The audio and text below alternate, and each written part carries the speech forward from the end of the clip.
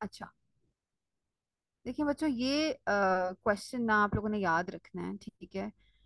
क्योंकि जो foreign books हैं उनमें ये नहीं होता। पाकिस्तान में जो पीपीएच है उसका बहुत कॉमन कॉज है एनीमिया, ठीक है। एनीमिया ने पीपीएच करवाना है, ठीक है। और एटोनी पीपीएच कराएगी। लेकिन एटोनी का मोस्ट कॉमन कॉज क्या है जो इग्नोर हो जाता है? बच्चे ना बहुत ऐसे ऑप्शंस चूज कर लेते हैं कि आरपीओसीज या फिर यूटरीन डिस्टेंशन। बच्चों आंसर दें, बेशक गलत आंसर दें, but you guys have to answer. What do you think atony का मोस्ट कॉमन कॉज क्या है?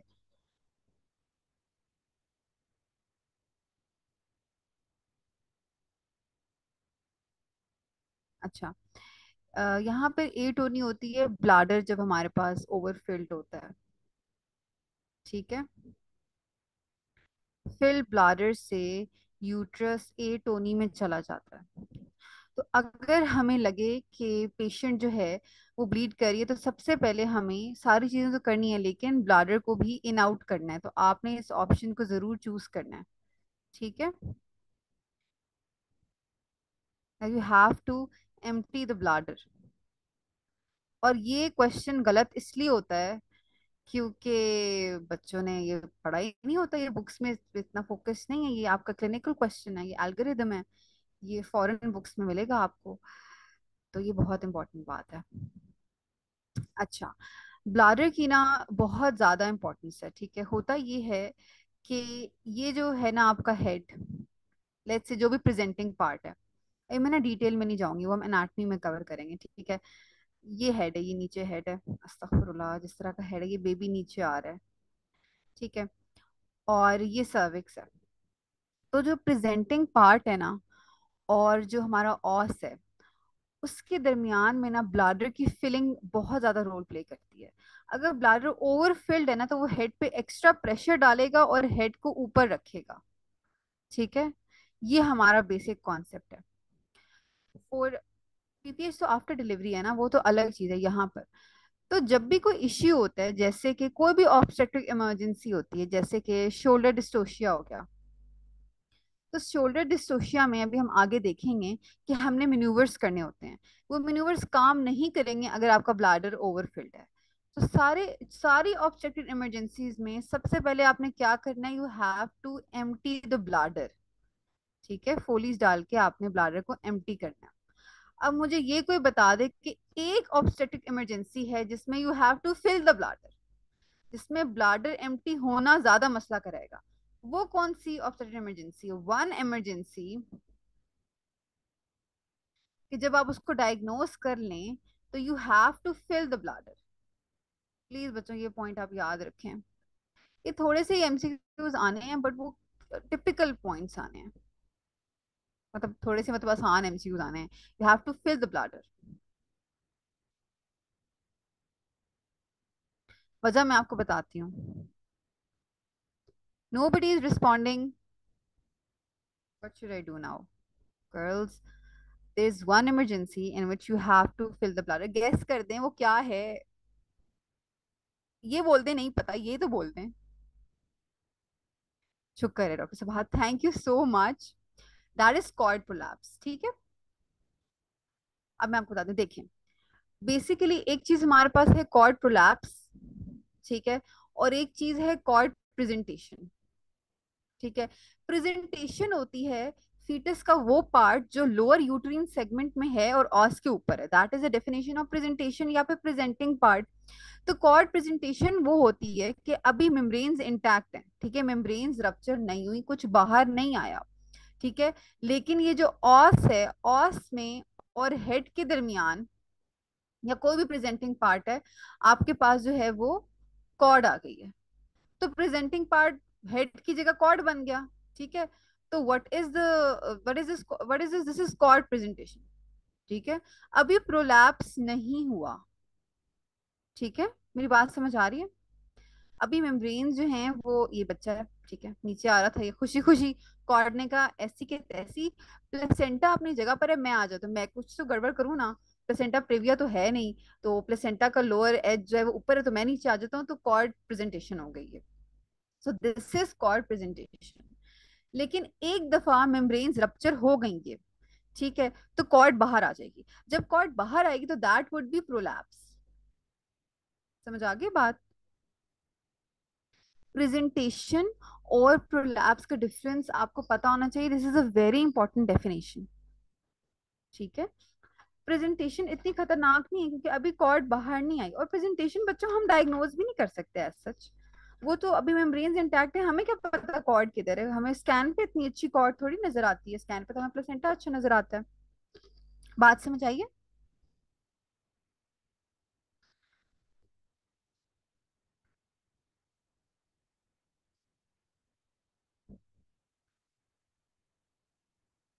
अच्छा, ये डॉक्टर से बाहर ही सिर्फ क्वेश्चंस आंसर करिए, दैट्स वेरी बैड।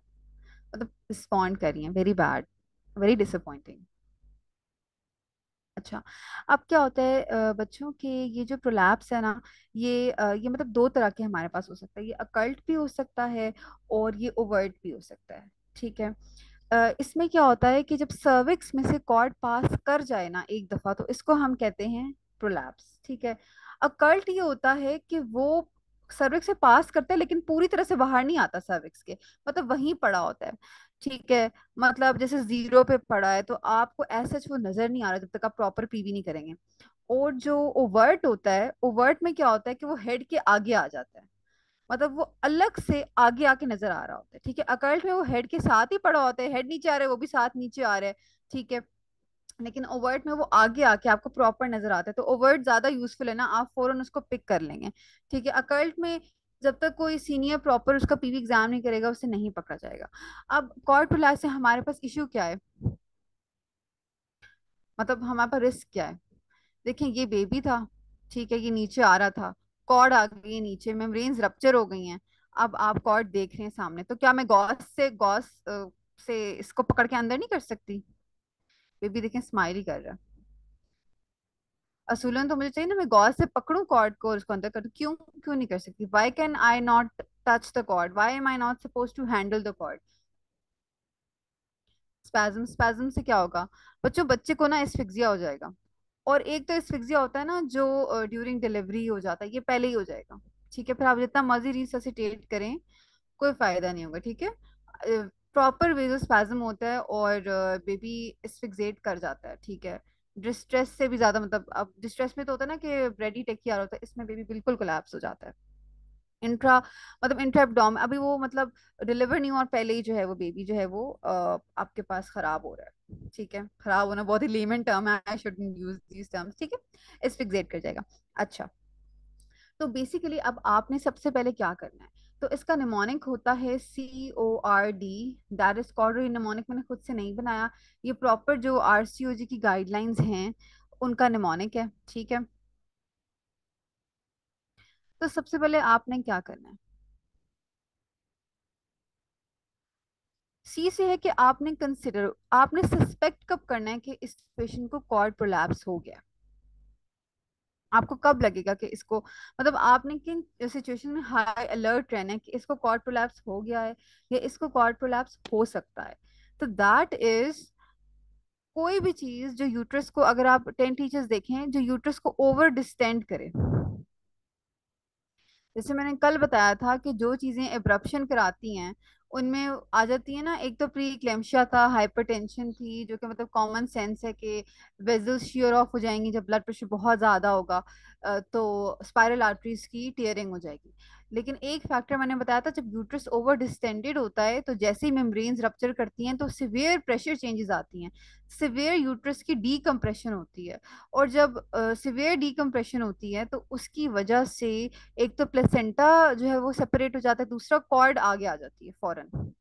मतलब एक सोचे, कॉर्ड को ना कुशनिंग इफेक्ट दे रहा था एमनियोटिक फ्लूइड, अब वो एकदम से नीचे आया चला गया तो कॉर्ड भी फौरन नीचे आ जाती है, ठीक है। तो ये पहला फैक्टर हो गया।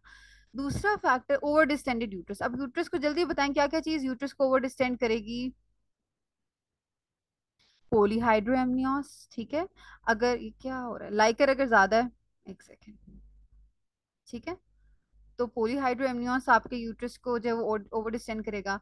अगर मल्टीपल फीटसेस हैं आपके पास, फाइब्रॉइड है, ठीक है, इसके अलावा अगर बेबी इस तरह पड़ा हुआ है, ट्रांसवर्सली पड़ा हुआ है, इस तरह पड़े होने के बजाय इस तरह पड़ा हुआ है, तो that is going to over distend the uterus, ठीक है, लिटरली डिस्टेंड करेगा। तो ये हो गई पहला फैक्टर, ओवर डिस्टेंशन। दूसरी चीज ये कि हेड सही से फिक्स नहीं है।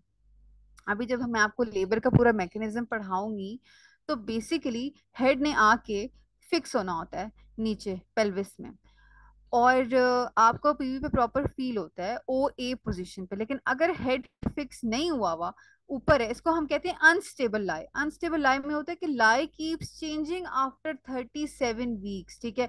कभी बेबी इस तरह हो जाता है, कभी उस तरह, टेढ़ा मेढ़ा होता रहता है। और वो इसीलिए होता है जब अंदर ना फ्लूइड ज्यादा होता है, मतलब ये सारे फैक्टर्स ना एक दूसरे को प्रमोट कर रहे हैं। तो जब हेड फिक्स नहीं होगा, दरमियान में स्पेस खाली होगी, तो कॉर्ड कहेगी कि मैं आ जाती हूँ, मैं फिक्स हो जाती हूँ। तो अनस्टेबल लाई में अनफिक्स्ड हेड की वजह से या अनफिक्स्ड प्रेजेंटिंग पार्ट की वजह से कॉर्ड आ जाएगी। समझ आइए बात। तो दूसरा कॉज हमारे पास क्या होगा, अनस्टेबल लाई, या फिर हेड फिक्स नहीं हो रहा, या कोई बेबी की एनॉमली है जिसकी वजह से बेबी प्रॉपर्ली पेल्विस में आके इंगेज नहीं हो रहा नियर टर्म, ठीक है। और आपने इसके रिस्क फैक्टर जरूर करने हैं tentative, because they are very important. अच्छा, अब लेट्स से मैं आपसे पूछती हूँ कि एक पेशेंट है, ठीक है, वो लेबर में जा रही थी, वो थी 6 सेंटीमीटर्स, ठीक है। 6 सेंटीमीटर्स पे ये मेम्ब्रेन्स इंटैक्ट हैं, मेम्ब्रेन्स रप्चर कर गई, उसका स्ट्रॉम हो गया। स्ट्रॉम क्या होता है, स्पॉन्टेनियस रप्चर ऑफ मेम्ब्रेन, हमने खुद नहीं किया, हो गया, ठीक है। और उसके बाद फीटल हार्ट रेट खराब होना शुरू हो गया, ठीक है, मतलब आपके पास डिस्ट्रेस आना शुरू हो गया। क्यों आ रहा है? तो आपने क्या करना है, जैसे मेम्ब्रेन्स रप्चर हुई तो फौरन फीटल डिस्ट्रेस हो गया। हालांकि मेम्ब्रेन्स रप्चर होने के बाद तो लेबर और ऑगमेंट होता है ना, लेबर थोड़ा तेज होता है, ये तो अच्छी चीज होती है स्ट्रॉन्ग होना। लेकिन यहाँ उल्टा बेबी के हार्ट्स खराब होना शुरू हो गए, तो आप फौरन लाइकर का कलर देखोगे। लाइकर का कलर इसमें होगा ग्रीन ज्यादातर, और वो मिकोनियम स्टेन लाइकर होगा। तो हम कहेंगे कि बेसिकली बेबी ने मिकोनियम पास कर दिया, मिकोनियम स्टेन लाइकर है। लेकिन ये आपके पास टिपिकल सिनेरियो है। लेकिन अगर लाइकर क्लियर है, ठीक है, लाइकर क्लियर है, और पहले बेबी के हार्ट्स ठीक थे, मेम्ब्रेन्स रप्चर होने के बाद बेबी के हार्ट्स खराब होना शुरू हुए हैं, ठीक है, तो और लाइकर क्लियर है, तो फिर हम उसकी कॉर्ड के लिए जरूर देखेंगे कि कहीं कॉर्ड तो नीचे नहीं आ गई। ये टिपिकल क्लासिकल सिनेरियो है। When membranes have ruptured, storm has occurred, या यू हैव डन एआरएम। अब वो एग्जामिनर कहेगा कि या तो आपने एआरएम किया है, या स्टॉर्म हुआ है, और लाइकर क्लियर है, ठीक है, लाइकर क्लियर है। अब फीटल डिस्ट्रेस की वजह बताओ। तो ये बच्चों को नहीं पता होती, बच्चों ने बस याद किया होता है कि meconium meconium meconium, that is going to be cord prolapse, ठीक है। ये इसका एक मतलब डिफरेंशियल बनता है, ये एक क्लासिकल सिनेरियो है जो आपके पास आता है। समझ आ गई बात बच्चों? ठीक है, मतलब आपने सस्पेक्ट करना है, ये नहीं मैं कह रही कि कॉर्ड ही है, नहीं है तो भी है। आपने सस्पेक्ट करना है कि कहीं कॉर्ड तो नहीं आ गया, आपने उसके लिए देखना है, उसके लिए आपने ध्यान से पीवी करना है, आपने फील करना है कि हेड के अलोंग की साइडों पे आपको मिल तो नहीं रहा कॉर्ड, ठीक है। या फिर अगर कोई रिस्क फैक्टर है, तो आपने लाजमी हर पीवी पे, जब भी आप पीवी करें, 4 आवरली करें या 2 आवरली करें, वो हम अभी लेबर में जब नेक्स्ट वीक करेंगे मैं आपको बताऊंगी कि कितने आवर्स के बाद कब कब करना है। तो आपने जरूर कॉर्ड के लिए फील करना है। अब लेट्स से कि कॉर्ड प्रोलैप्स आपने डायग्नोस कर लिया। कॉर्ड प्रोलैप्स कैसे डायग्नोस करते हैं बच्चों, मैंने अभी बताया। क्या हम कॉर्ड प्रोलैप्स अल्ट्रासाउंड पे डायग्नोस कर सकते हैं?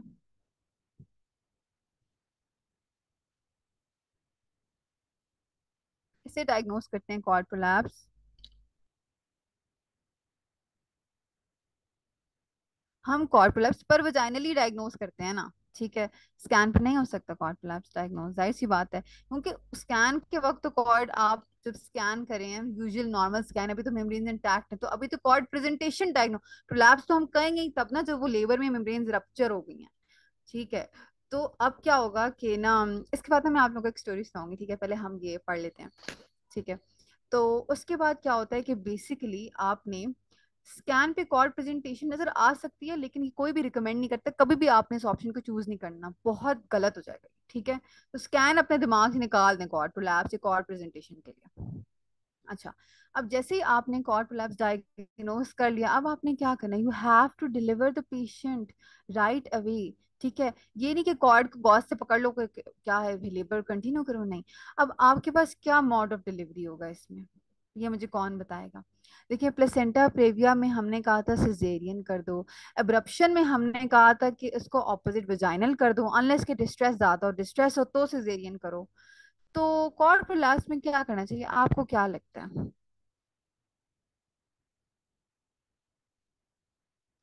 सी सेक्शन करना चाहिए, हाँ ठीक है सुबह, आप सही कह रही हैं।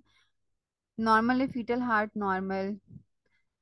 अच्छा, फीटल हार्ट बहुत ऐसा होता नहीं है कि नॉर्मल हो, अगर अभी नॉर्मल आ रहे हैं तो 2 सेकंड बाद खराब हो जाएंगे, ये बहुत खतरनाक सिचुएशन होती है, बहुत ही खतरनाक। और तो बेसिकली आपने एक्सपेडाइट करना है डिलीवरी को, चाहे जो भी मेथड हो। अब आपने यहाँ पे सिनेरियो को देखना है, ठीक है? अब क्वेश्चन में आपने ये नहीं करना कि कॉर्ड प्रोलैप्स सिजेरियन कर दो, आपने देखना है कि अगर उन्होंने कहा है ना कि पेशेंट फुली डायलेटेड है, फुली डायलेटेड है, इसका मतलब है वो अब मतलब active part of second stage में जा चुकी है, ठीक है? और साथ में मतलब +2 पर आ गया, पुश कर रही है, तो वो थर्ड स्टेज शुरू होने लगी है, ठीक है? तो फुली डायलेटेड है, +2 उसका हेड है, बेबी नीचे आ रहा है, तो आप उसको डिलीवर कर दोगे, ठीक है? लेकिन अगर वो फुली है और अभी उसका हेड ऊपर है, 0 पर है, -1 पर है, तो फिर आप उसका सिजेरियन करोगे, ठीक है? ये अभी आप ना बच्चों लेबर पढ़ेंगे तो ये क्लियर होगा। लेकिन अगर जो है वो अभी वो लेबर में नहीं गई, कभी कभी प्रॉब्लम भी हो जाता है ना, ठीक है, और उसका कॉर्ड प्रोलैप्स हुआ, तब तो सवाल ही नहीं पैदा होता, तब तो आपने सिजेरियन ही करना है, मतलब इसमें आपने सिनेरियो को पढ़ना है, ठीक है? अब इसमें आपने सिनेरियो को पढ़ के स्मार्टली चूज करना है, इसमें ये नहीं है कि आंखें बंद करके प्रेविया की तरह सेक्शन करना है। नो, जैसे एब्रप्शन में आपने सिनेरियो को देख के पिक करना है। अब यहाँ पे आपकी असेसमेंट आती है, ठीक है? जो इंशाल्लाह इस कोर्स के बाद आपकी असेसमेंट बहुत स्ट्रांग हो जाएगी, लेकिन यहाँ पे भी आपने असेसमेंट करके डिसाइड करना है कि इसको सिजेरियन के लिए लेके जाएंगे या इसको डिलीवर करेंगे, ठीक है? तो नॉर्मली जो सिचुएशन होती है उसमें हम सिजेरियन ही करते हैं, क्योंकि कम ही ऐसा होता है कि फुली एंड पे जाके हो। कभी कभी ऐसा होता है कि अभी वो 5 सेंटीमीटर है, 5 सेंटीमीटर पे उसका कॉर्ड आगे आगे, तो वेट तो नहीं करेंगे फुली हो, फर्स्ट स्टेज खत्म हो, सेकंड शुरू हो, फिर हमसे नहीं, फिर हम डिलीवर करें, हम फिर सिजेरियन कर देंगे। बात समझ आइए? सो यू हैव टू, बस आपने वो तरीका चूज करना है जिससे फास्टेस्ट वे हो डिलीवर करने के लिए। You have to pick the fastest mode of delivery in that case, ठीक है? समझ आ गया? ये आपका मेन आंसर है कॉर्ड प्रोलैप्स के लिए, ठीक है? अच्छा, अब बच्चों अगली चीज आ जाती है कि इस दौरान आपका मेन जो फोकस है वो क्या होना चाहिए। देखिए बच्चों, मैंने आपको बताई थी कि एक इमरजेंसी है जिसमें ब्लाडर एम्प्टी नहीं करना, बाकी सारी ऑब्स्ट्रक्टेड इमरजेंसीज हैं जिसमें आपने ब्लाडर को एम्प्टी करना है। और वो कौन सी सिचुएशन है, वो है कॉर्ड प्रोलैप्स, ठीक है? एक सेकेंड बच्चों, माई माउस इज नॉट कोऑपरेटिंग, ये आ गई सिचुएशन।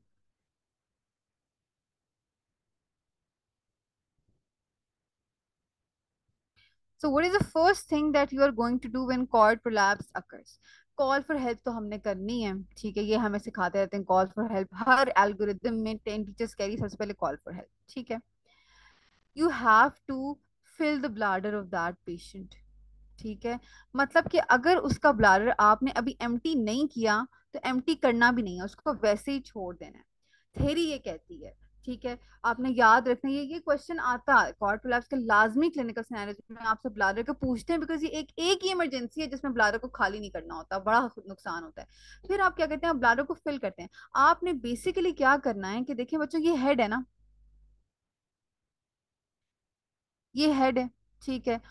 और साथ में ये कॉर्ड है। आपने हेड और कॉर्ड का डिस्टेंस जो है वो ज्यादा करना है, ताकि कोई चीज कॉर्ड को प्रेस ना करे जब तक आप बेबी को डिलीवर कर रहे हैं ना। जाहिर सी बात है, अगर आप सिजेरियन भी करें तो स्पाइनल लगने में टाइम लगेगा ना, कोई 2 मिनट में तो पेशेंट अंडर नहीं हो जाती। ठीक है। तो बेसिकली आपने ये डिस्टेंस बढ़ाना है। इस डिस्टेंस को बढ़ाने के लिए आप ब्लाडर को ओवरफिल करेंगे। जब ब्लाडर फिल होता है ना तो वो हेड को सपोर्ट देता है, हेड को नीचे आने से रोकता है। ठीक है। तो हेड ना इसको प्रेस करना बंद कर देता है। तो जब कॉर्ड पे प्रेशर जो है वो थोड़ी देर के लिए कम हो जाता है। पहले पहला काम आपने ये कर सकते हैं कि have to fill the bladder. दूसरा काम आप इस डिस्टेंस को बढ़ाने के लिए क्या कर सकते हैं, दैट आप हाथ से हेड को ऊपर कर दें, कॉर्ड को टच ना करें, प्रेजेंटिंग पार्ट को आप मैनुअली मैनुअली एलिवेट कर दें। बात समझ आ रही है? मकसद क्या है, इस डिस्टेंस को ज्यादा करना, कॉर्ड और हेड के दरमियान के डिस्टेंस को ज्यादा करना। अब चाहे आप वो यहाँ पे ब्लाडर को फिल कर लें या आप हाथ से लिफ्ट ऊपर कर लें हेड को थोड़ी देर के लिए, जो कि बहुत of course this is not normal but you have to do it because this is an abnormal situation. ठीक है।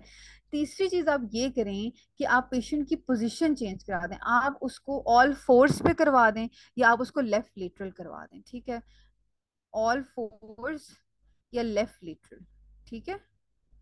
जिसको हम सिम्स पोजीशन कहते हैं। ठीक है। और सिम्स ना आपकी टेंटेज में लिखी हुई, आपने जरूर कॉर्ड प्रोलैप्स के लिए पोजीशन का माइंड में रखना है। तीसरा काम आप ये कर सकते हैं कि अगर उसको बहुत सिवियर कॉन्ट्रैक्शंस आ रही हैं और अभी टाइम है तो देखें कॉन्ट्रैक्शंस भी तो प्रमोट करती है ना कि हेड जो है वो डाउनवर्ड प्रोग्रेस करे, तो आप उसे टोकोलाइज भी कर सकते हैं। ठीक है। अगर आपने सिजेरियन का डिसाइड कर दिया है और कॉन्ट्रैक्शन सिवियर आ रही है तो उससे भी तो देखें कॉर्ड प्रेस होगी ना बार बार, तो आप उसे टोकोलाइज भी कर सकते हैं। ठीक है। तो मेन हमारा मकसद क्या है, that you have to relieve the pressure on the cord, cord के ऊपर से प्रेशर को खत्म करो। ठीक है। कॉर्ड के ऊपर से प्रेशर को खत्म करो। उसके 3 तरीके हैं, वो 3 तरीके क्या है मुझे कौन बताएगा? पहला तरीका क्या है? इजीएस्ट वे, इजीएस्ट तो नहीं है बट फिल द ब्ladder। ठीक है। दूसरा तरीका क्या है? Manually elevate the presenting part. ठीक है। और तीसरा तरीका क्या है? टोकोलाइज। टोकोलिसिस का यहाँ पे रोल समझ आया? टोकोलिसिस का बड़ी जगहों पे रोल है बच्चों, सिर्फ उधर रोल नहीं है प्री टर्म लेबर में। Fill the bladder, elevate the head, elevate the presenting part. ठीक है। प्रेजेंटिंग पार्ट वो ब्रीच भी तो हो सकता है, लाजमी नहीं है। ब्रीच में ज्यादा होता है कॉर्ड प्रोलैप्स, वो ना वहां पे टांगों के दरमियान से निकल के आ जाता है, सरफेस एरिया कम ऑक्यूपाई कर रहा होता है ना, पेल्विस में जगह खाली होती है, हेड तो फिट आ रहा होता है, कॉर्ड को आने की जगह नहीं देता। ब्रीच तो वैसे ही टांगे होती है तो निकल आता है, या हिप्स होती हैं तो कॉर्ड। हाँ, change the position of the patient, localise. Okay. चलें। ये बहुत ही सिंपल सा टॉपिक है लेकिन ये बहुत ऐसा टॉपिक है कि इसमें से जो एमसीक्यू आएगा ना वो टिपिकल होगा, फ्री के मार्क्स हैं, तो ये मैं नहीं चाहती आप लोगों से खराब हो। ठीक है। बस इसमें ब्लाडर का रोल अब आपने प्लीज याद रखना, इट्स वेरी इंपॉर्टेंट, बच्चे हमेशा इग्नोर कर देते हैं। ठीक है। चलें जी। अब ये है कॉर्ड प्रेजेंटेशन। ठीक है। अभी मेम्ब्रेन्स इंटैक्ट हैं, कॉर्ड आगे पड़ी हुई है लेकिन मेम्ब्रेन्स इंटैक्ट हैं। तो ये अभी तक प्रेजेंटेशन है, प्रोलैप्स नहीं हुआ, तो प्रेजेंटेशन पे आपने नहीं छोड़ना। मतलब ये ना हो कि वो प्रेजेंटेशन आपको एमसीक्यू में उसने प्रेजेंटेशन लिखा आप उसका सिजेरियन करके बैठ जाओ। प्रेजेंटेशन तो डायग्नोज ही नहीं हो सकती। ठीक है। जो गाइडलाइंस है वही कहती हैं कि प्रेजेंटेशन पे आप नहीं, स्कैन पे अगर आपको लग रहा है कॉर्ड प्रेजेंटेशन आप उस पर ट्रस्ट नहीं कर सकते। ठीक है। मेरी बात समझ आ रही है बच्चों? तो कॉर्ड प्रेजेंटेशन पे आपने कुछ नहीं करना। कॉर्ड प्रेजेंटेशन अगर आपको लग रही है तो आपने हाई अलर्ट रहना है। एक दफा प्रोलैप्स हो गया है, एक दफा मेम्ब्रेन्स रप्चर हो गई हैं, आपको कंफर्म हो गया कि कॉर्ड नीचे है, तब आपने जो है वो उसको मैनेज करना है। You don't have to do anything for cord presentation. ठीक है। You just have to be on high alert. फिर एक अकल्ट प्रोलैप्स है, ये देखें आया हुआ है लेकिन ना ऑस के बाहर नजर नहीं आ रहा। और एक, हाँ, ओवर्ट प्रोलैप्स होता है, 2 तरह के होते हैं। ठीक हो गया।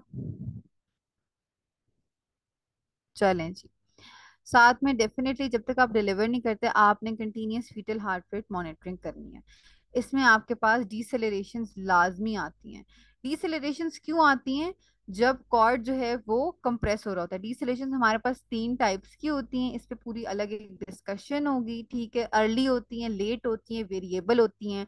अर्ली डिसेलरेशंस वो मैं आपको थोड़ा सा बता देती हूँ बच्चों के, ये देखें इस टॉपिक के साथ इंपॉर्टेंट है। डिसेलरेशंस तो ऑप्स की बेसिक है, डिटेल में मैं फिर आप लोगों को बाद में, अभी जनरल देखें।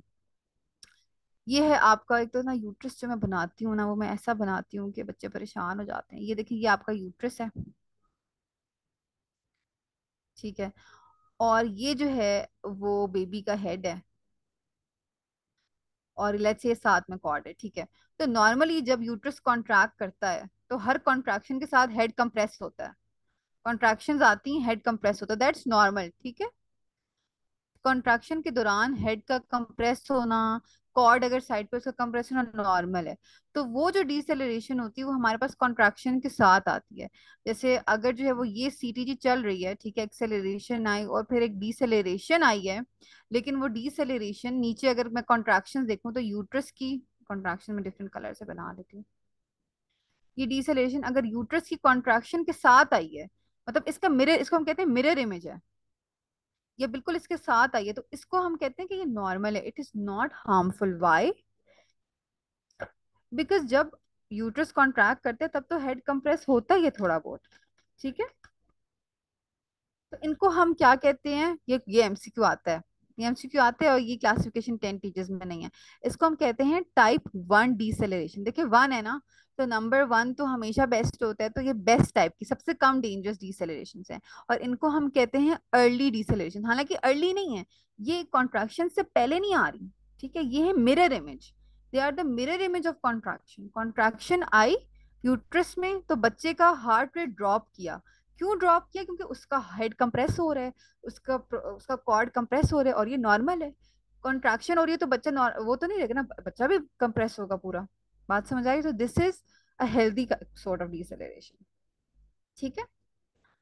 अच्छा, और फीटल हार्ट रेट फिर डिसेलरेशन के बाद ठीक हो जाता है, तो ये इसको हम कहते हैं। दूसरी जो डिसेलरेशन होती है वो थोड़ी सी खतरनाक होती है। उसमें ये होता है कि यूट्रिन कॉन्ट्रैक्शन के बाद भी वो कंटिन्यू रहती है। उसमें ये जो चीज होती है ना मिरर इमेज वाली, ये रूल खत्म हो जाता है, वो कॉन्ट्रैक्शन को फॉलो नहीं करती, ठीक है। कॉन्ट्रैक्शन जो है वो, लेट्स से कॉन्ट्रैक्शन यहाँ खत्म हो गई, लेकिन जो डिसेलरेशन होगा कि डिसेलरेशन जो वो चलती रहेगी चलती रहेगी चलती रहेगी, काफी बड़ी रही, कॉन्ट्रैक्शन तो शुरू में ही खत्म हो गई, तो वो लेट तक चलेगी, तो इसको हम कहते हैं लेट डिसेलरेशन, ठीक है। लेट डिसेलरेशन को हम टाइप 2 भी, बच्चों समझ आ रही है बात आप लोगों को? साथ साथ कुछ यस नो बोल दें, कुछ कह दें। टाइप 1 डिसेलरेशन समझे? टाइप 1 डिसेलरेशन का दूसरा नाम क्या है?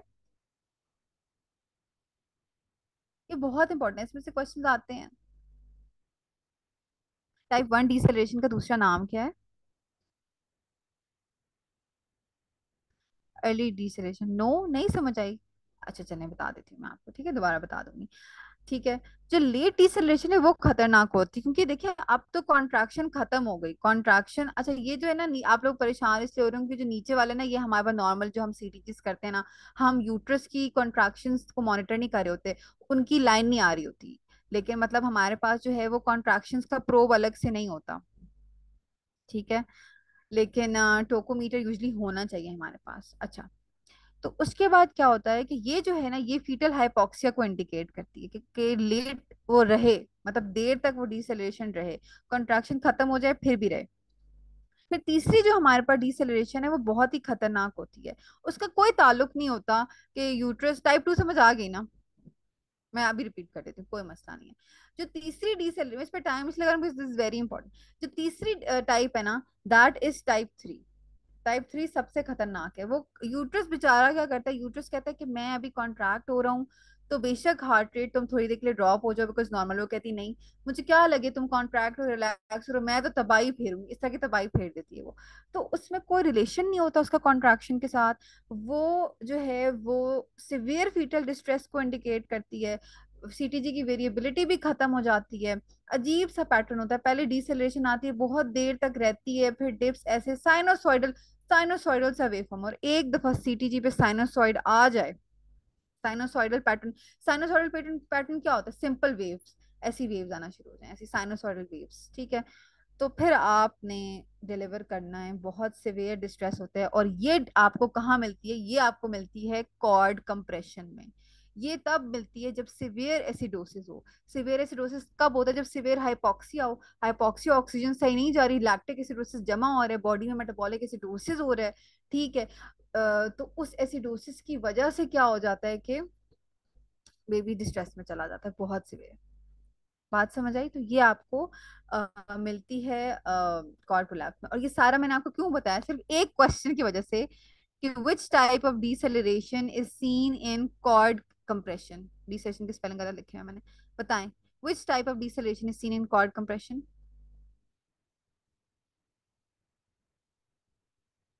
Type three. ठीक है. टाइप थ्री का दूसरा नाम क्या है? कॉर्ड प्रोलैप्स या कॉर्ड कंप्रेशन वेरिएबल. चलें जी, शाबाश. अच्छा जी.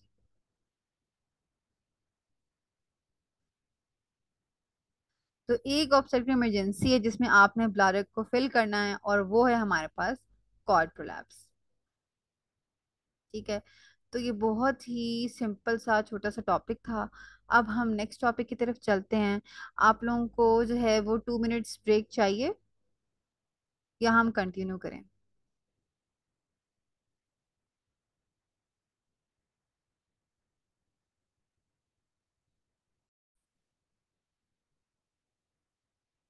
Head delivered but shoulder start. ठीक है, हम नॉर्मल लैंग्वेज में इसको इसी तरह से कहेंगे.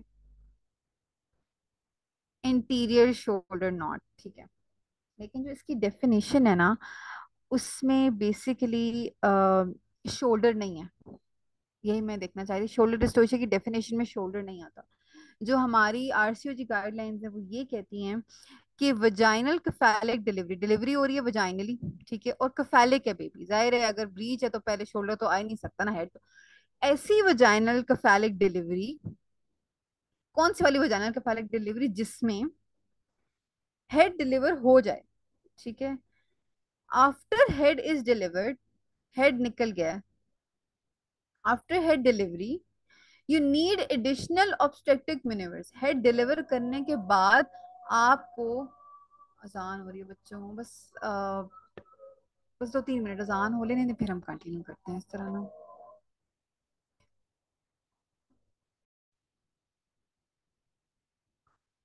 अच्छा, तो वजाइनल केफालिक डिलीवरी हो रही है, हेड डिलीवर हो गया, so after the delivery of head you need additional obstetrics manoeuvre. ठीक है, ऑब्स्टेट्रिकल मैन्यूवर्स आपको लगाने पड़ रहे हैं. ठीक है. किस लिए? To deliver rest of the fetus. ठीक है. अब इसकी डेफिनेशन में शोल्डर एज सच मेंशन नहीं है. ठीक है. Additional obstetric manoeuvres to deliver rest of the fetus and gentle traction has failed. अगर आप जेंटल ट्रैक्शन लगा रहे हैं ना, तो वो नॉर्मल डिलीवरी में आता है, क्योंकि नॉर्मली भी अगर हेड आराम से नहीं आ रहा ना, तो आप अपवर्ड और डाउनवर्ड ट्रैक्शन लगा देते हो, ऊपर नीचे आप जो हो वो शोल्डर्स के लिए मूव करते हो. ठीक है, लेटरल डेविएशन करते हो. लेकिन अगर जो है वो जेंटल ट्रैक्शन से काम नहीं चल रहा और आपको प्रॉपर शोर मचा के कॉल पर हेल्प करके मेन्यूवर्स लगाने पड़ रहे हैं हेड की डिलीवरी के बाद, बाकी के बेबी को डिलीवर करने के लिए, तो उसको हम शोल्डर डिस्टोशिया कहते हैं. लेकिन आम जुबान में कॉमन सेंस यही है कि हेड के बाद शोल्डर ही नहीं आने ना, तो हम क्यों नहीं ये कह रहे कि शोल्डर फंस गया. बट हम ये नहीं कह रहे, हमने चीजों को कॉम्प्लेक्स बनाना है ताकि बच्चों को ज्यादा पढ़ना पड़े, उनके लिए चीजें और कॉम्प्लेक्स हो, तो हमने ये पूरी डेफिनेशन बना दी. समझ आ गई बात आप लोगों को? ठीक है. So how do you define it? is defined as a condition in which in vaginal cephalic delivery, after the delivery of head, you need additional obstetrical maneuvers to deliver rest of the fetus and gentle traction has failed. और हम usually मतलब देखिए, कोई अगर आपने time limit लेनी है, वैसे टाइम लिमिट रिकमेंड नहीं करते, लेकिन 60 सेकेंड्स कहा जाता है कि अगर जो है वो 60 सेकेंड्स, हालांकि 1 मिनट बहुत होता है, 60 सेकेंड्स जो है वो लग गए हैं हेड टू बॉडी को डिलीवर करने में. Head to body delivery time जो है, head to body delivery time आपके पास जो है, अगर वो 60 सेकेंड से ज्यादा हो गया. ठीक है.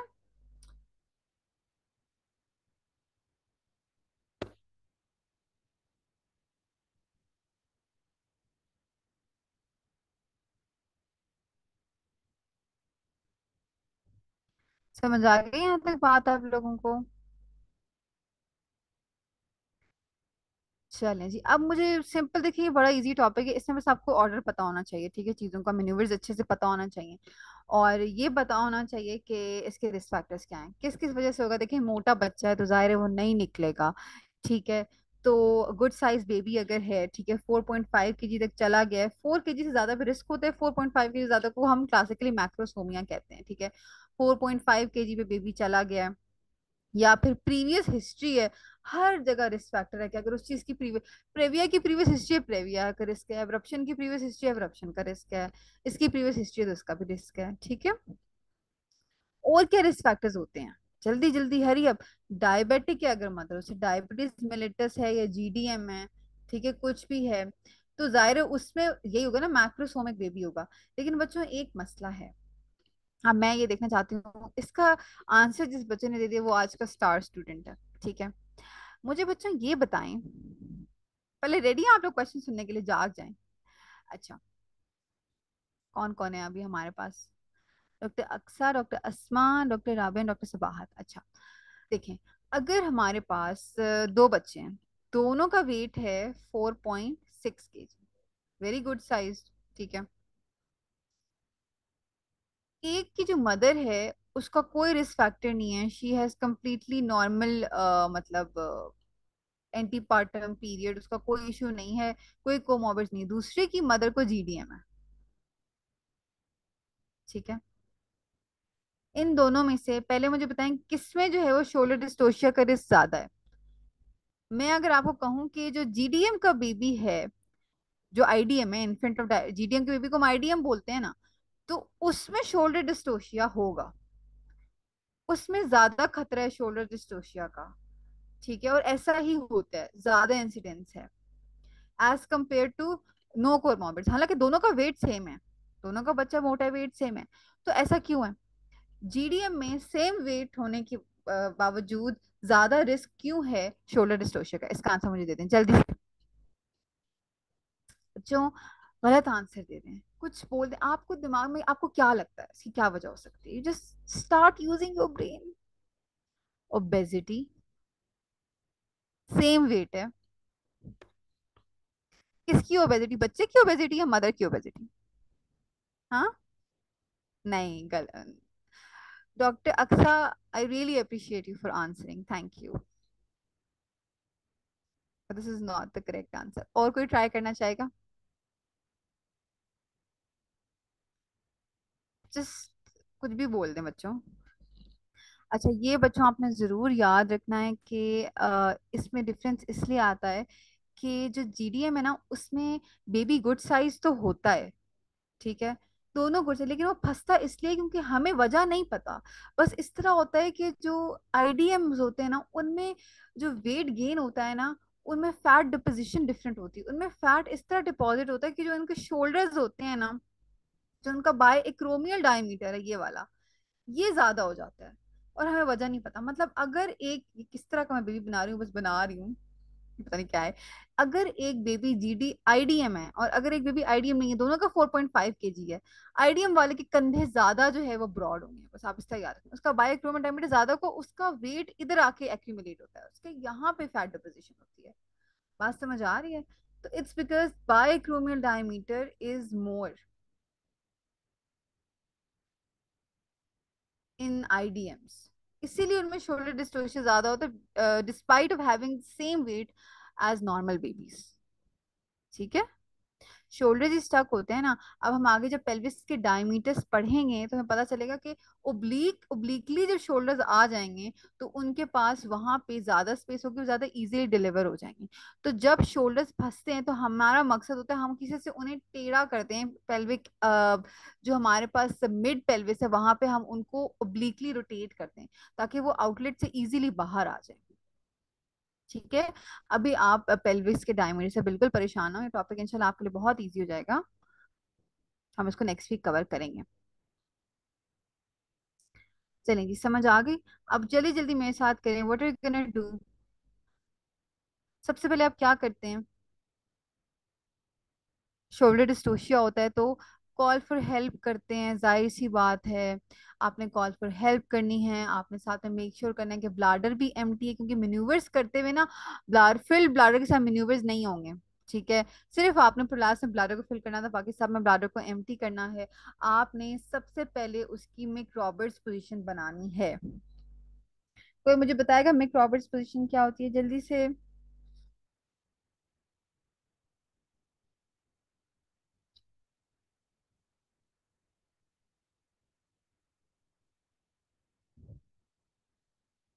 हाँ बिल्कुल, flex the knee of mother. इसमें हम कहते हैं कि बिल्कुल थाइस को हम एब्डोमेन तक ले जाते हैं। ठीक है, बिल्कुल एक्सट्रीम लाइथोटमी पोजीशन इसको हम कहते हैं। ठीक है, एक्सट्रीम लाइथोटमी पोजीशन, बिल्कुल उसकी नीज उसके एब्डोमेन को टच करें, बिल्कुल आपने लेग्स को पीछे इस तरह से कर देना है। ठीक है, अब देखें, ये हमने मिक रॉबर्ट्स तो बना ली। मिक रॉबर्ट्स से क्या होता है कि जो आपकी जो स्पाइन का जो लंबोसेक्रल रीजन है ना, ये थोड़ा सा सीधा हो जाता है। जब ये थोड़ा सा सीधा हो जाता है ना, तो पेल्विस इस तरह से अरेंज है, जब ये सीधा होता है तो पेल्विक जो आपके पास ओब्लिक और ओब्लिक डायमीटर है ना, एपी पे इतना फर्क नहीं पड़ता, वो थोड़ा ज्यादा हो जाता है। ठीक है, और रूमियर हो जाता है आपका पेल्विस। ठीक है, तो वो ज्यादा इजीली भी बाहर आ जाता है। तो ज्यादातर ना जब आपको लगे शोल्डर डिस्टोशिया है, आप मिक रॉबर्ट्स बनवाते हैं ना, तो शोल्डर्स जो है ना वो उसी तरह से बाहर आ जाते हैं इजीली, आपको कोई और मेन्यूवर लगाने की जरूरत नहीं पड़ती। ठीक है, दूसरा, आप साथ में उसको फंडल प्रेशर देंगे। अच्छा, ये एक और बहुत बड़ी गलती देखें, जो फंडल है ना, फंडल प्रेशर इज कॉन्ट्रा इंडिकेटेड। बिल्कुल भी फंडल प्रेशर नहीं देना, कुछ फ्रैक्चर करके बैठ जाएंगे। ये प्लीज अपने पास नोट कर लें। आपने देना है सुपरा प्यूबिक प्रेशर। दोनों चीजें बिल्कुल डिफरेंट है। फंडस की तरह ये पड़ी है, फंडस के यूट्रस की फंडस पे हम प्रेशर देते हैं नॉर्मली, अगर फैलिक डिलीवरी करे नहीं आ रहा तो दे देते हैं, देना नहीं चाहिए, लेकिन इट्स मतलब normal practice, specially in India and Pakistan. But it is contraindicated in shoulder dystocia. ठीक है, अगर आपको एग्जामिनर फंसाएगा तो इस बात पे फंसाएगा। दूसरी बात ये कि आपने सुपरा प्यूबिक प्रेशर देना है। ये देखिए, ये फिस्ट किधर जा रही है, सुपरा प्यूबिक आपने प्रेशर देना है। बात समझ आ रही है? ये देखिए फिस्ट कहाँ है बच्चों, ऐसा तो लग रहा है फंडस पर है, लेकिन बेसिकली ये सुपरा प्यूबिक है, क्योंकि मैं कह रही हूँ। ठीक है, ये देखिए इस एरिया में, ठीक है, प्यूबिस के पास। फंडस ये यहाँ पर है, दूर है। ये दोनों बातें समझ आ गई कि आपने क्या क्या करना है। कॉल फॉर हेल्प तो आपने कर ली। उसके बाद आपने पेशेंट की स्पाइन को ना स्ट्रेट करना हमारा मकसद है। पहला मकसद है स्पाइन को सीधा करो। उसके लिए आप नीचे से तकिया हटा दें, उसको आप बिल्कुल सीधा कर दें, उसकी टेबल को स्ट्रेट कर दें और उसको एक्सट्रीम लाइथोटमी पोजीशन में ले आएं, जिसको हम कहते हैं मिक रॉबर्ट्स पोजीशन, इसको हम कहते हैं मिक रॉबर्ट्स मैन्यूवर। साथ में आप सुप्रा प्यूबिक प्रेशर लगाएं। सुप्रा प्यूबिक प्रेशर आपके मिक रॉबर्ट्स को फैसिलिटेट करेगा। ठीक है, समझ आ गई बात? अच्छा, अब इसमें आपने बिल्कुल भी फंडल प्रेशर नहीं, फंडल प्रेशर देंगे तो क्या हो जाएगा बच्चों, बेबी आगे से स्टक हुआ हुआ है। ठीक है, ये अब कॉमन सेंस का सवाल, आगे से बेबी स्टक हुआ हुआ है, यहाँ से मैं फंडस को प्रेस करती रहूं तो क्या होगा, यूट्रीन रप्चर हो जाएगा। ठीक है, उसका यूट्रस रप्चर कर जाएगा, क्योंकि शोल्डर्स ना बहुत ब्रॉड होते हैं, वो इस तरह नहीं निकलते अगर वो फंस जाएं तो, कि पीछे से आप प्रेशर दो वो यूट्रस उसका रप्चर हो जाएगा, शोल्डर्स फिर भी नहीं निकलेंगे। तो आपने बेसिकली शोल्डर्स को रोटेट करना है, या आपने जगह ज्यादा करनी है, पेल्विस को ज्यादा रूमी बनाना है। ठीक है, अच्छा, अब अगर जो है वो एंटीरियर शोल्डर रिलीज नहीं हुआ ये सब कुछ करने के बाद, फिर हम क्या करेंगे? इनको हम कहते हैं सिंपल मेजर्स। ठीक है, ये जो है ना, आप ना अपने पास ऐसे माइंड में ना एल्गोरिथम को फॉलो करने के लिए करेंगे। ये थे, ये दोनों चीजें थी सिंपल मेजर्स। अब मुझे कौन बताएगा सिंपल मेजर्स में क्या आ जाता है, जो मैंने अभी बात अपने सिंपल मेजर्स। ये ना मैं आपको प्रॉपर एल्गोरिथम बता रही हूँ, गाइडलाइन से, तो ये प्रॉपर टर्मिनोलॉजीज यूज हुई नहीं है। मैं ब्लैक पेन ले लूँ ज्यादा सही रहता है। अच्छा, सिंपल मेजर्स में आ जाता है मिक रॉबर्ट्स, और दूसरी चीज क्या आ जाती है? हाँ, मिक रॉबर्ट्स और शाबाश, हम्म, सुप्रा प्यूबिक प्रेशर। और ये सिंपल मेजर्स करते हुए आपने किन चीजों का ख्याल रखना है, कि आप फंडल बिल्कुल भी ना दें, and do not encourage the mother to push. यहाँ पे अब हमने पुशिंग को इंकरेज नहीं, जो हम चीजें नॉर्मली नहीं करें, फंडल प्रेशर भी नहीं देना, बिल्कुल भी नहीं, यूट्रस रप्चर हो जाएगा। और पुशिंग को भी नहीं इंकरेज कराना, क्योंकि उसकी कसूर नहीं है यार, कंधे फंस गए, वो तो जोर लगा रही है ना, अब उसको आप क्या हलकान करेंगे पुश करवा के, फिर यूट्रस डैमेज हो जाएगा, कुछ हो जाएगा उल्टा मसला। ठीक है, आपने स्पाइन को स्ट्रेट करना है। मिक रॉबर्ट्स में आपने याद रखना है कि मिक रॉबर्ट्स का आपने कॉन्सेप्ट याद रखना है, मकसद क्या है, टू स्ट्रेटन द स्पाइन। साथ में आपने और चीजें भी करनी है, कि आपने पिलोस को रिमूव करना है। ठीक है, उसकी टेबल को स्ट्रेट करना है, ताकि उसकी स्पाइन स्ट्रेट और पेल्विस का जो वहां पे जो स्पेस है वो थोड़ी ब्रॉड हो जाए अंदर। ठीक है, अब अगर ये चीजें फेल हो गई, तो फिर अगली चीज क्या आ जाती है? अगर ये चीजें फेल हो गई तो फिर आपके पास एक अगली ऑप्शन है। पहला स्टेप था सिंपल मैन्यूवर, जिसको मैं कह देती हूँ SM। SM फेल हो गए, ठीक है, तो दूसरा आ जाता है कि आप उसे ऑल फोर्स पे करा लो। ठीक है, ऑल फोर्स पे उसको, आप ऑल फोर्स पोजीशन पे आप उसको शिफ्ट करा दो। ऑल फोर्स अभी हमने और कहाँ करानी थी? क्वाड प्रोलैप्स भी हम पेशेंट को ऑल फोर्स में करा देते हैं। ठीक है, लेकिन ऑल फोर्स आपका चॉइस है। अगर आपको लग रहा है ना कि अभी ज्यादा टाइम नहीं गुजरा, ऑल फोर्स पे करा के देख लो, या फिर आप यहाँ पर अब इंटरनल मैनिपुलेशन शुरू कर दो। अब इंटरनल मैनिपुलेशन होती है कि जो आप फिंगर्स को इंसर्ट करके उसके शोल्डर्स को बाहर लाने की कोशिश, दिस इज इंटरनल मैनिपुलेशन। ये सारे मैन्यूवर्स इंटरनल मैनिपुलेशन आते हैं। सिंपल मेजर्स में दो चीजें थी। सिंपल मेजर्स के बाद आपके पास चॉइस है, या तो आप उसे ऑल फोर्स में करा के देख लो पहले, फिर इंटरनल मैनिपुलेशन करो, या डायरेक्ट इंटरनल मैनिपुलेशन करा लो अगर आपको लग रहा है कि भाई टाइम कम है, बेबी आपको लग रहा है साइनोज हो रहा है, या एक्सेसिव जो है वो ठीक है कंजेशन आपको नजर आ रही है फेस पर। ठीक हो गई? यहाँ तक बात समझ आ गई? अब इंटरनल मैनिपुलेशन में क्या क्या आ जाता है, इसको ऑर्डर आपको जरूर पता होना चाहिए। सबसे पहले आ जाता है र्यूबिन्स मैन्यूवर, इसको हम कहते हैं र्यूबिन 2। ठीक है, इसमें आपने क्या करना है कि जो इंटीरियर शोल्डर है उसके पोस्टीरियर एस्पेक्ट पे, अब इसके बहुत ज्यादा मेथड्स हैं, बेसिकली आपने इंटीरियर शोल्डर को बाहर निकालना है। ठीक है, उसके लिए आप क्या करेंगे, इंटीरियर शोल्डर है ये, इसके पीछे से आप जो आप फिंगर लेके जाएंगे, इंसर्ट करेंगे। अच्छा, ये करने से पहले एक काम करना है, आपने एपी देनी है। देखिए, आपने एपी दे के इतनी जगह बनानी है वजाइना में कि आप अपना हैंड भी लेके जा सकें। ऑलरेडी शोल्डर स्टक हुए हुए, हेड नहीं है, तो जगह कम है, you have to give EP. आपने मतलब इंटरनल मैनिपुलेशन से पहले जगह बनानी है। फिर you have to move in your hand and you have to put pressure on the posterior aspect of the interior shoulder. This is Rubin 1। ठीक, sorry र्यूबिन 2, ये याद रखना। र्यूबिन 1 अभी मैं आपको, र्यूबिन 1 नहीं है इस मैन्यूवर में। र्यूबिन 1 किसको कहते हैं ना, इसी में से किसी एक को कहते हैं, वो मैं बाद में बताऊँ। This is Rubin 2। ठीक है, अच्छा जी। अब लेट्स से कि नहीं आया, दूसरी चीज आप ये कर सकते हैं, अच्छा वो गाइडलाइंस में नहीं है लेकिन ऑप्शन हो रहे हैं कि आपने एंटी शोल्डर को टारगेट किया ना, आप एंटी शोल्डर को यहाँ पकड़ लें आप, ठीक है, और उसको पकड़ के कोशिश करेंगे आप उसको स्वीप करके बाहर निकालें। लेकिन बस आपकी याद रखें कि आपने इंटीरियर शोल्डर ये उसके पोस्टीरियर एस्पेक्ट पर फिंगर से अपने प्रेशर डाल के देखना है। ठीक है, और उसको एडक्ट करने की कोशिश करनी है। नहीं आया तो अब आप इसी को एग्जैजरेट करेंगे कि आपने इन, ये देखें, स्क्रू की तरह बच्चे को घुमा रहा है ये, ठीक है। वुड्स वुड स्क्रू मेथड है, एक रूबिन था और एक वुड्स मेथड है। वुड्स मेथड में इसने क्या किया कि इसका ऊपर वाला हाथ उधर ही है, इंटीरियर के पोस्टीरियर एस्पेक्ट पे भी कहीं पे ही है, जैसे रूबिन 2 में था। लेकिन दूसरा जो इसका हाथ है वो पोस्टीरियर के इंटीरियर एस्पेक्ट पे आ गया। समझ आई? आपने ऑपोजिट करना है, इंटीरियर के पोस्टीरियर पे रखना है और पोस्टीरियर के इंटीरियर पे रखना है। तो देख लें आप, पिक्चर समझ आ रही है? तो स्क्रू की तरह, मतलब अस्तगफुरुल्लाह, स्क्रू की तरह बच्चा रोटेट नहीं कर, लेकिन थोड़े शोल्डर्स रोटेट होंगे और वो फौरन रिलीज हो जाएंगे। बेसिकली शोल्डर्स अभी यूं है ना, ऐसे पड़े हैं, तो वो थोड़े से टेढ़े हो जाएंगे, यूं करके ओब्लिकली आ जाएंगे। हमारा मकसद है कि हमने शोल्डर्स को ओब्लिकली लाना है। Oblique diameter is very favourable for delivery of shoulders. This is the basic concept of shoulder distortion, that you have to bring the shoulders obliquely so that they are released. Order समझ आ गया आपको चीजों का?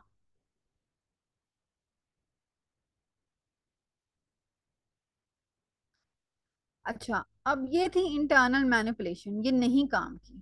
First line, अब जल्दी जल्दी मुझे बताएं, kids hurry up. First line, I went for simple maneuvers. What were they? They were make roberts.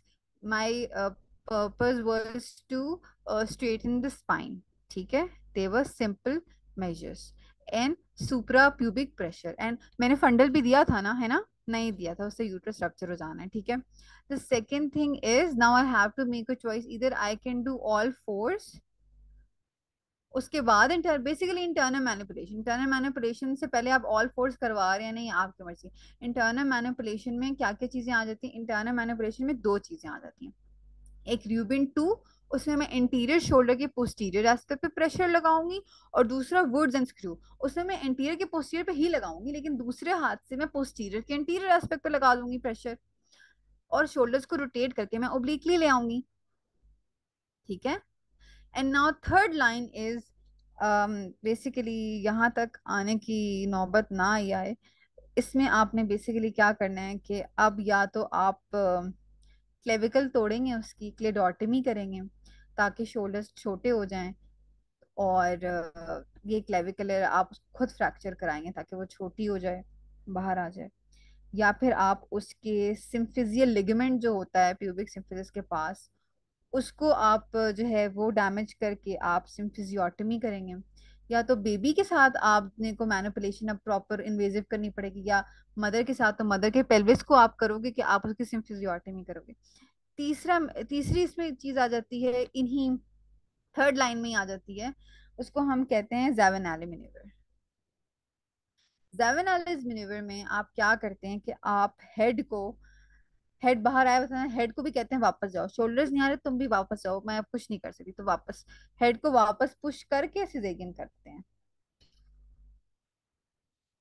जो कि ना पता है ज़मीन अली इस सुनने में तो बड़ा हीरोइक लगता है कि ओहो आपने हेड को वापस पुश किया, सिजेरियन करके बच्चे को निकाला, लेकिन बच्चा आपको लगता है उस वक्त तक बचेगा? आपने 1 मिनट इधर लगाया है, आपने हर मेन्यूवर पर आपने 40 to 60 सेकेंड्स लगाए हैं, मतलब 30 तो लगाए हैं ना, 30 सेकेंड्स तो आपने ट्राई करना ही है एक मेन्यूवर को। और फिर आपने बच्चे के हेड को ऊपर पुश किया है, फिर आपने पेशेंट को स्पाइनल लगा के सिजेरियन करके बच्चा निकाला है, तो क्या बच्चा बचेगा? इरिवर्सिबल हाइपोक्सिया एसिडोसिस हो चुका होगा। तो आप लोगों को पूरी स्टोरी समझ आई शोल्डर डिस्टोशिया की? स्टेप समझ आए सारे?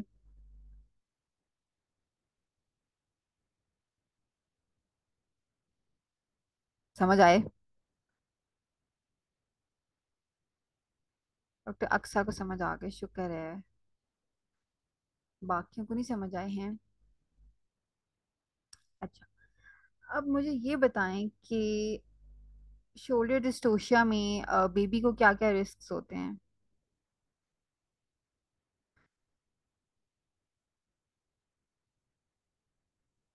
बेसिकली हमारे पास इसको हम कहते हैं BPI, ब्रेकियल प्लेक्सिस इंजरी। हम मतलब कम खतरनाक से शुरू करें तो ब्रेकियल प्लेक्सिस इंजरी हो सकती है, ह्यूमरस का फ्रैक्चर हो सकता है।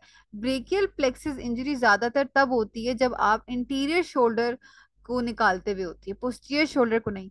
ये बात इसलिए थोड़ी मतलब ये बात ऐसी सी है कि इंटीरियर शोल्डर को निकालते हुए ब्रेकियल प्लेक्सिस इंजरी होती है, पोस्टीरियर को निकालते हुए नहीं होती, लेकिन ये बहुत इंपॉर्टेंट है, पता है क्यों? क्योंकि देखो यहाँ तो लॉ सूट्स नहीं होते, यूके में तो लॉ सूट्स हो जाते हैं। तो वहां पर अगर किसी पर लॉ सूट हो के इसने जो है वो बेबी डिलीवर किया, और बेबी थोड़ा सा स्टक हुआ, लेकिन वो शोल्डर डिस्टोशिया एज सच नहीं था, 60 सेकंड से पहले इजीली डिलीवर हो गया, लेकिन बेबी को अर्ब्स पाल्सी है, या बेबी को जो है वो क्लमकेज है, मतलब बेबी का ब्रेकियल प्लेक्सिस डैमेज हो चुका है, तो वो अब डॉक्टर पे केस कर देंगे। तो अब जो है वो डॉक्टर, ये इंपॉर्टेंट इसलिए कि फिर जो है वो आप ये पूछेंगे जो वहां पे विटनेस होगा उससे, जो भी है वो स्टाफ है या वो असिस्टेंट है, कि बेबी इंटीरियर शोल्डर निकालते हुए स्टक हुआ था या पोस्टीरियर शोल्डर पे, मतलब पोस्टीरियर शोल्डर पे ज्यादा फोर्स लगी थी या इंटीरियर पे। तो अगर इसका जवाब आता है कि पोस्टीरियर पे लगी थी, तो लॉ सूट कैंसिल हो जाता है, बिकॉज पोस्टीरियर पे फोर्स से ब्रेकियल प्लेक्स इंजरी इतनी नहीं होती। ये बहुत अजीब सी बात है, but no it's very important to save yourself, you should know this. Interior shoulder पे अगर आप ज्यादा गलत फोर्स लगाते हैं तो ब्रेकियल प्लेक्सिस इंजरी ज्यादा होती है। तो अगर विटनेसेस ये कहें कि हाँ इस डॉक्टर ने ना पोस्टीरियर शोल्डर पे मसला हुआ था, वहां पे इसने ज्यादा जो है वो रॉकिंग की है और फोर्स लगाई है, तो फिर वो होता है कि नहीं, फिर ये जो ब्रेकियल प्लेक्सिस इंजरी है ये डिलीवरी की वजह से नहीं हुई। हालांकि मुझे लगता है होती उसी की वजह से, लेकिन खैर ठीक है। अच्छा जी, एस्फिक्सिया हो सकता है डेफिनेटली, लास्ट में ह्यूमरस का फ्रैक्चर होगा, और ह्यूमरस का fracture is associated with delivery of posterior arm. ये बच्चों आपने याद रखना है, ये ना क्लिनिकल कोरिलेट है कि पोस्टीरियर आर्म की डिलीवरी में ह्यूमरस का फ्रैक्चर ज्यादा इंपॉर्टेंट है, और इंटीरियर आर्म की डिलीवरी में मैंने क्या बताया, इंटीरियर आर्म इंटीरियर शोल्डर की डिलीवरी में ब्रेकियल प्लेक्सिस इंजरी ज्यादा इंपॉर्टेंट है। ये दो पॉइंट्स इसमें आप जरूर याद रखें एमसीक्यूज के लिए। उसके बाद we have these first, second and third line maneuvers that we have। चलें जी, बहुत ही देखें इजी से छोटे से टॉपिक्स थे, shoulder dystocia and chord prolapse. I hope आप लोगों को अच्छा समझ आ गया होगा।